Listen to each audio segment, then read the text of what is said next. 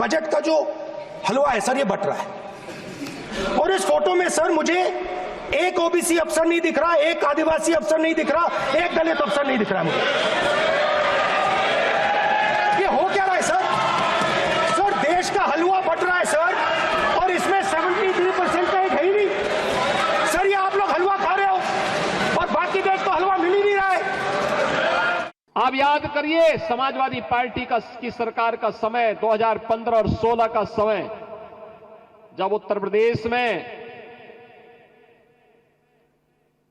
प्रदेश public service commission का परिणाम आता है, 86 एसडीएम की भर्ती होती है और 86 में से 56 एक जाति विशेष के हो जाते हैं।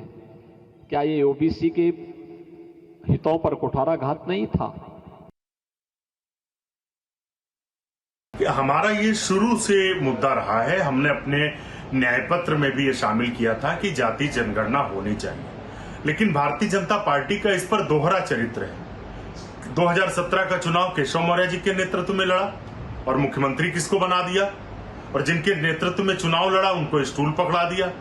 तो ये चरित्र भारतीय जनता पार्टी का है। उनकी सोच इस देश के दलित, पिछड़ों, अल्पसंख्यकों और हर वर्ग के लिए बिल्कुल विरोध में है। राहुल गांधी फिर से जाति जनगणना की मांग कर रहे हैं। दरअसल लोकसभा चुनाव के जो रिजल्ट आए हैं, काफी कुछ अपोजिशन के फेवर में आया है, लेकिन सरकार उनकी नहीं बनी। तो जिन मुद्दों से उन्हें जन समर्थन मिला है, कांग्रेस की सीटें बढ़ी, उत्तर प्रदेश में समाजवादी पार्टी की सीटें बढ़ गई, तो उन मुद्दों को वो छोड़ना नहीं चाहेंगे। वो लगातार उन मुद्दों पर अपना प्रहार करते रहेंगे, कोशिश करते रहेंगे। हालांकि अभी जल्दी ही जनगणना शुरू होने वाली है। जो राष्ट्रीय जनगणना 2021 में होनी थी वो डिले हो गई। जातिगत जनगणना इस देश की बहुत ही आवश्यक, मुझे लगता है, जो जनता की भावनाएं हैं उससे लेकर के जुड़ा है, क्योंकि जातिगत जनगणना जो हमारा समाज है उसका एक्सरे है। जिस प्रकार से हमारे समाज के पिछड़े दलित जो तबके हैं वो लगातार पिछड़ते चले जा रहे हैं, उनको समाज में आर्थिक सामाजिक बराबरी की बात जातिगत जनगणना में सामने आती है। जातिगत जनगणना जब होगी तभी उन समाजों को उनकी जो उपस्थिति है, उनकी जो संख्या है, उसके आधार पर उनके अधिकार मिल सकेंगे। समाजवादी पार्टी और कांग्रेस पार्टी लगातार जातीय जनगणना को लेकर के, समाज को बांटने की मांग को लेकर के लगातार इसी तरह की मांग करता है और समाज को तोड़ करके सत्ता का सुख भोगना चाहते हैं, जबकि भारतीय जनता पार्टी सबका साथ, सबका विकास और सबके विश्वास के साथ आगे बढ़ती है। और ऐसे में न्यूज स्टेट के बड़े सवाल, जातीय जनगणना का चक्रव्यूह, राहुल गांधी बने अभिमन्यु, वोट के लिए सियासी क्लेश, जातीय जनगणना से बदलेगा देश। 2027 का चुनाव, जातीय जनगणना से बढ़ेगा तनाव, विपक्ष धर्म से हारा अब जातियों का सहारा, जातीय जनगणना पर महाभारत, चक्रव्यूह पर सियासत। इन्हीं सवालों के साथ मेहमानों से करेंगे चर्चा। हमारे साथ आलोक वर्मा जी, प्रवक्ता बीजेपी, अंशु अवस्थी जी, प्रवक्ता कांग्रेस, और तारिक खान साहब, प्रवक्ता समाजवादी पार्टी।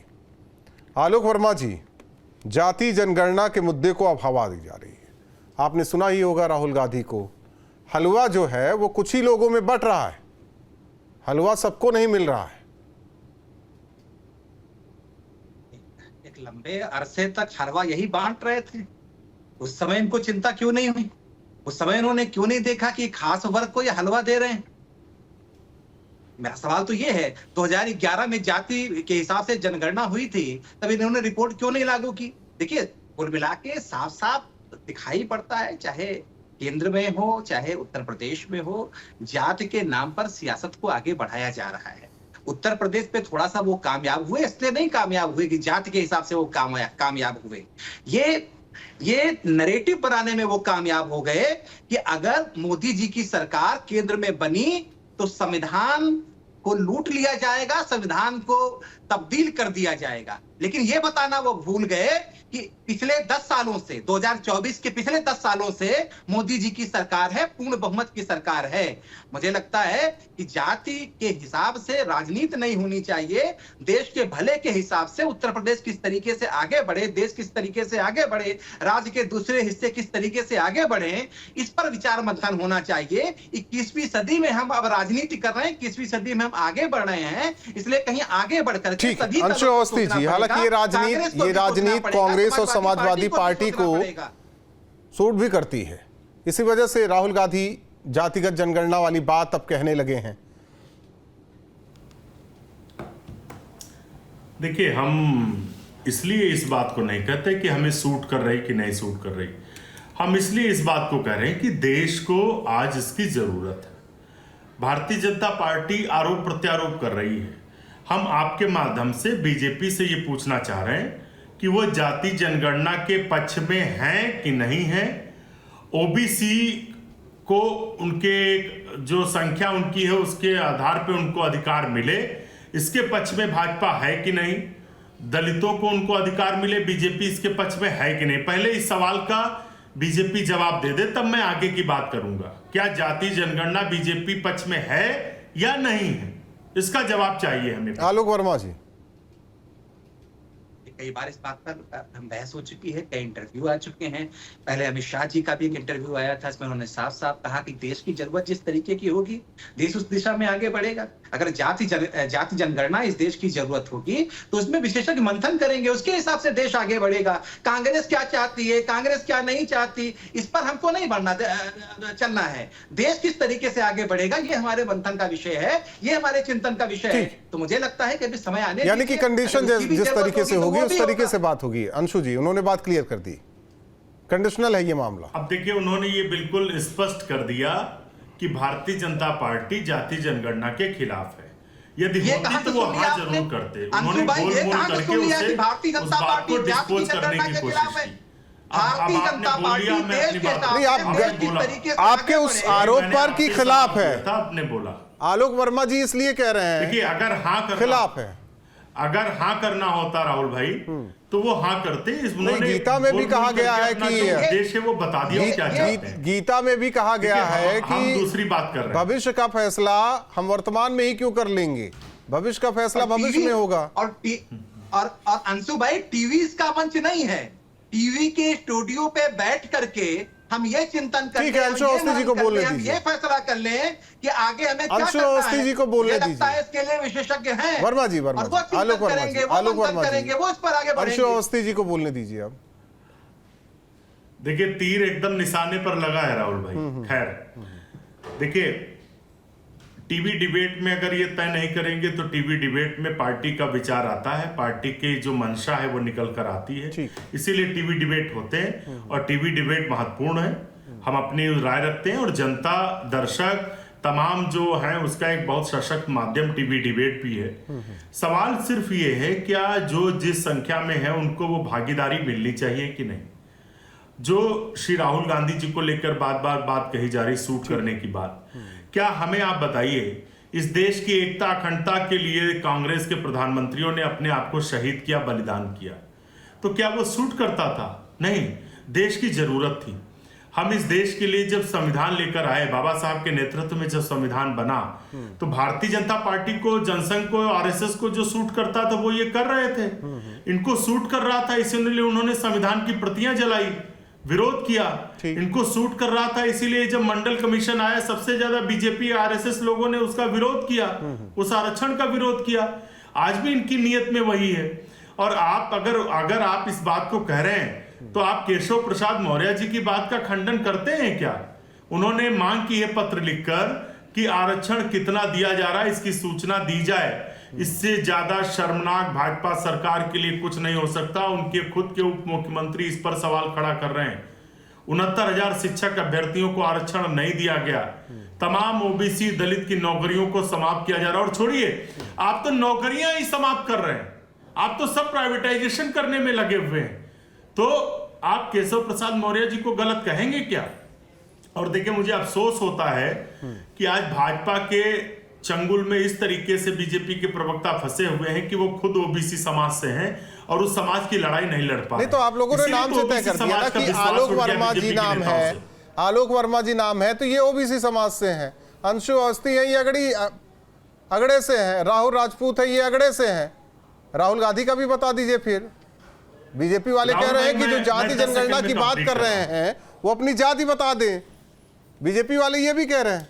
राहुल भाई, मैं 10 सेकंड में बात कंप्लीट कर रहा हूं। देखिए, आज बीजेपी के जो ओबीसी नेता हैं, उनसे इसीलिए ओबीसी समाज का विश्वास उठा है कि ये बीजेपी और आरएसएस के चंगुल में बनकर पूरे समाज का जो ताना बाना है, समाज को जो प्रतिनिधित्व मिलना चाहिए, उसको ये समाप्त करने पर लगे। आज कांग्रेस की जाति, राहुल गांधी की जाति भले पूछ रहे हो, लेकिन जो समाज है वो नहीं पूछ रहा, क्योंकि वो जान रहा है कि उनके हक की लड़ाई राहुल गांधी लड़ रहे हैं। और देश की संसद के अंदर जिस तरीके से आज दलितों का, पिछड़ों का अपमान हुआ है, ये भारतीय जनता पार्टी ने जो अपमान किया, उस फोटो को आज दिखाने नहीं दिया। तारिक खान साहब, क्योंकि बीजेपी यही कहती है अगर पिछड़ों की बात करते हैं आपके नेता तो केवल एक जाति विशेष की बात होती है, बाकी के लिए तो वो वोटर हैं। 33 ओबीसी के कैंडिडेटों को हमने चुनाव लड़ाया और अभी बीजेपी का जो सम्मेलन हुआ ओबीसी का आज ही हुआ। किस लिए हुआ था? वो किसको जोड़ने के लिए हुआ था? अब या तो ओबीसी कुछ है ही नहीं, उसमें बोला गया कि जो आप लोगों ने नैरेटिव गलत सेट किया है, लोगों को बताए कि विपक्ष गलत तरीके से काम कर रहा है, मतलब बेवकूफ बना दिया पब्लिक को। आप ये कहना चाहते हैं पब्लिक बेवकूफ थी? ये बीजेपी का कहना है। उस ओबीसी सम्मेलन में जो हुआ, मैं आपको बस बता रहा हूं। प्रदेश की जनता को प्रबुद्ध नहीं मानते? 2017 में जब वो बीजेपी को वोट देती है तो प्रबुद्ध थी, 19 में वोट देती है प्रबुद्ध थी, 14 में मोदी को वोट देती है प्रबुद्ध थी, और 24 में तो हमको वोट दे दिया, बहुत नहीं दिया, अच्छी क्वांटिटी में दे दिया, तो हमने उनको बेवकूफ फूल कर दिया। क्या आप लोग सम्मान करना सीखें जनता का? अगर हमें वोट नहीं देती 17 में तो प्रबुद्ध है, 22 में नहीं देती प्रबुद्ध है, 24 में दे दिया तब भी प्रबुद्ध है, और 27 में नहीं देगी तब भी प्रबुद्ध है। जनता का अनादर मत करिए। ये मत कहिए कि हमने गलत नैरेटिव सेट कर दिया। मोदी जी ने नहीं चिल्लाया। आप रोज संविधान पे हमला करते हैं। ये जो कांवड़ यात्रा निकली, फंडामेंटल राइट पे हमला था, सुप्रीम कोर्ट ने रोका। ये संविधान पे हमला नहीं है, नहीं है संविधान पे हमला। आप फंडामेंटल राइट पे हमला करेंगे, ultimately that is the attack on constitution. वो इनडायरेक्ट अटैक है कॉन्स्टिट्यूशन पे, आत्मा है फंडामेंटल राइट। आपने अटैक किया, सुप्रीम कोर्ट ने रोक दिया। आर्टिकल 12 से 35 के बीच में 5 आर्टिकल वायलेट हो रहे थे, रोक दिया सुप्रीम कोर्ट ने। इसीलिए कहते हैं कि जो 3000 साल से पीठ पे झाड़ू बांध कर जो समाज चलता था, जिनको मंदिर के रास्तों पे नहीं चलने दिया जाता था, जिनको स्कूल में नहीं पढ़ने दिया जाता था, उस कुप्रथा को बाबा साहब जैसे लोगों ने, लोहिया जैसे लोगों ने, गांधी जैसे लोगों ने, पटेल जैसे लोगों ने खत्म किया। ये उसको जिंदा करना चाहते हैं, हम ये होने नहीं देंगे। और जब आप कहते हैं कि हमने सिर्फ यादवों को नौकरी दी, तो रोहिणी आयोग क्यों बना था आपको पता है? ताकि ओबीसी को सब डिवाइड कर दिया जाए। 17 बार एक्सटेंशन दे चुके हैं रोहिणी आयोग को, लागू करें रोहिणी आयोग।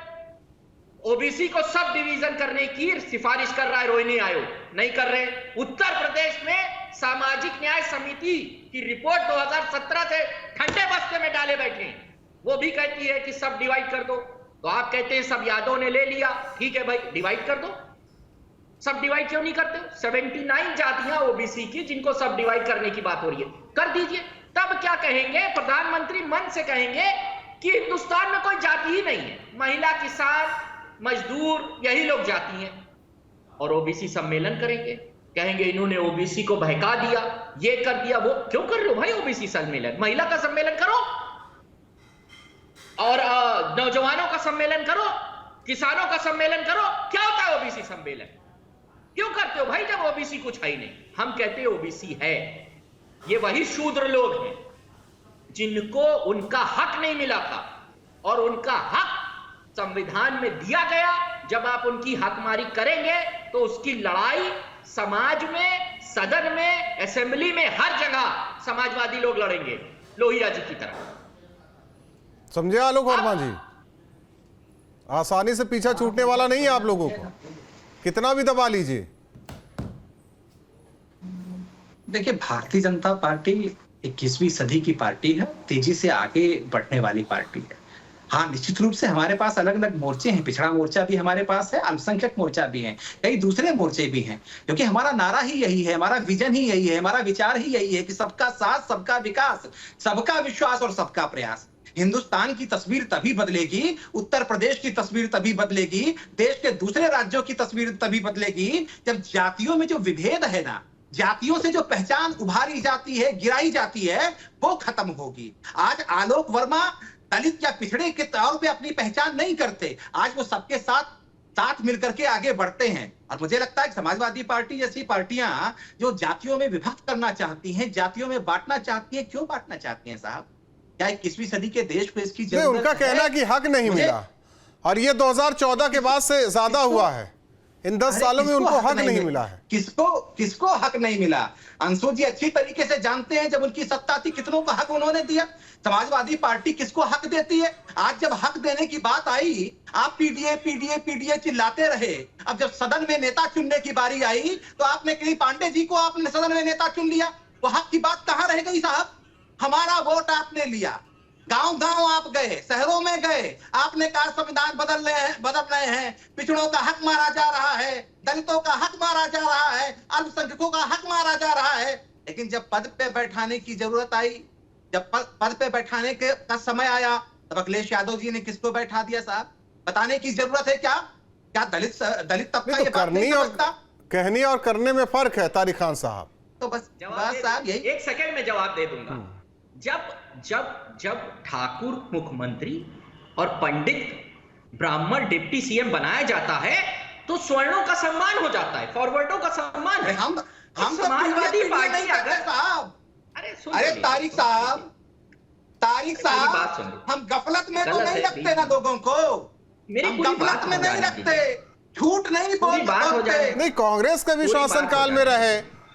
वीर बहादुर सिंह क्या थे? कौन सी जाति के आते थे? अब उसमें क्या है? तो कांग्रेस भी वही थी क्या? या हम दूसरे मुख्यमंत्रियों को देखें तो ब्राह्मण भी चेहरा रहा है मुख्यमंत्री का, तो क्या कांग्रेस ही सबसे पहले रास्ता दिखाने वाली रही? देखिए, ऐसा है ना कि उनको बनाने के पीछे हमारा बहुत सीधा सा फंडा है, बहुत पुराने समाजवादी हैं। हम इनकी तरह नहीं कि ब्रजेश पाठक जो बसपा से आते हैं 4 दिन पहले उनको डिप्टी सीएम बना देते हैं। वो पुराने समाजवादी हैं, नेताजी के साथ रहे हैं, 8-9 बार विधायक रहे हैं, मंत्री रहे हैं, उस नाम के अलावा कोई और समाजवादी आपको नहीं मिला? उस नाम के अलावा कोई और समाजवादी पार्टी में नहीं था क्या? आप ब्राह्मण विरोधी हैं। जब मौका ब्राह्मण विरोधी भी हो गए, देने की बारी आती है, जब ब्राह्मण विरोधी भी हो गए, जब मान देने की बारी आती है, जब सम्मान देने की बारी आती है, तो आपका पीडीए फार्मूला फेल हो जाता है। अरे इससे पहले भी देश ने आपका चेहरा देखा है। आप लगातार उत्तर प्रदेश में क्यों हारते रहे साहब? 2014 में क्यों हारे, 17 में क्यों हारे, 19 में क्यों हारे, 22 में क्यों हारे, 24 ठीक है। अंशु अवस्थी जी, में आपने झूठ, ये राजनीति है। लेकिन आपको लगता है जातियों का इस्तेमाल अपने नफे के लिए किस तरीके से किया जाता है सब जानते हैं, और उसमें उत्तर प्रदेश और बिहार सबसे आगे। देखिए, हम तो ये चाहते हैं कि सभी को प्रतिनिधित्व मिले, सभी सत्ता में अपनी भागीदारी सुनिश्चित करें, और इसीलिए हम जनगणना की बात कर रहे हैं, और अकाउंटेबिलिटी भी तभी तय होती है। लेकिन भाजपा जिस तरीके से जाति जनगणना से भाग रही है, उससे ये बात तो साफ हो गई कि वो दलितों और पिछड़ों का हित नहीं चाहती। अब ये बात करते हैं हिंदू, आप फिर नेम प्लेट कांवड़ यात्रा में क्यों लगवाना चाहते हैं? आप जाति बांटने का ही तो काम कर रहे थे, आप जाति और धर्म के नाम पर भेदभाव ही तो करना चाह रहे थे। आप जिन चीजों को कांग्रेस पार्टी ने 70 सालों में छुआछूत भेदभाव को पाटने का काम किया है, आप फिर से उसको आगे लाना चाहते हैं, क्योंकि आप अपनी सिर्फ राजनीतिक रोटी सेकना चाहते हैं। हम समाज के हित की बात कर रहे हैं। उत्तर प्रदेश में पिछड़ों और दलितों पर तो अत्याचार हो ही रहा है। ब्राह्मणों को जिस तरीके से निशाना बनाया जा रहा है, मैं उदाहरण दे देता हूं। आप उत्तर प्रदेश का जो मुख्यमंत्री जी का एक किचन कैबिनेट है, चीफ सेक्रेटरी, डीजीपी या जितने भी लोग हैं, आप उठा के देख लीजिए किस जाति के हैं। और जुगुल किशोर तिवारी आईपीएस थे, उनको किस तरीके से सस्पेंड किया गया क्योंकि उन्होंने एक हाथरस में ब्राह्मण की हत्या हुई और उसकी मदद कर दी। डीएस उपाध्याय आईएएस थे, रेवेन्यू बोर्ड में थे, सरकार उनको सस्पेंड नहीं कर सकती, उनके फैसले के खिलाफ हाईकोर्ट जा सकती है, लेकिन उनको सस्पेंड कर दिया गया। ब्राह्मणों की हत्या होती, सरकार संरक्षण करती। इसी लखनऊ में मोहनलालगंज में एक ऋतिक पांडे नौजवान को मारा गया और सरकार क्या कर रही थी? सरकार के जो विधायक थे उस हत्यारों को उनको संरक्षित कर रहे थे।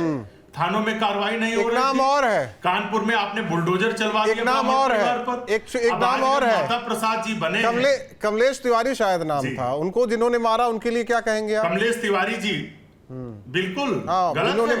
जिन्होंने कमलेश मारा तिवारी उनके जी लिए। को जिस तरीके से मारा और उनकी सुरक्षा हटाई सरकार ने, अगर सुरक्षा ना हटाते तो इतनी बड़ी घटना नहीं और जिसने मारा वो, तो ब्राह्मणों को तो निशाना बना बना और कर जिसने- मारा जा रहा है, जिसने और मारा सरकार वो- हथियारों के साथ खड़ी होती है। जिसने मारा वो अंशु अवस्थी कोई हो, सवाल कोई ये हो, है कि ये उनके सवाल ऊपर यही है खतरा कि था। अब कोई हो।